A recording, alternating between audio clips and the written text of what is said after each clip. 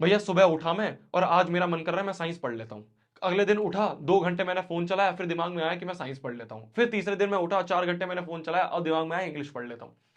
बिना प्लान के आप चल रहे हो ना, तो आखिरी में जाके इतना बड़ा सिलेबस निकल जाएगा कि डर जाओगे। तो इसलिए एक प्रॉपर प्लानिंग के साथ चलना है, क्योंकि खाली तीर अगर आप हवा में चलाओगे तो आखिरी में जाके बहुत रोगे। ये बहुत बड़ा ब्लंडर करते हैं बच्चे आखिरी में, जो भी भैया इस समय मन कर रहा है सिंपलीफाइड कर लेता हूं, इस समय मन कर रहा है 4 क्वेश्चन और लगा लेता हूं। इस प्लानिंग से चलो, आखिरी में जाके आपका पूरा का पूरा सिलेबस कंप्लीटेड मिलेगा एटलीस्ट।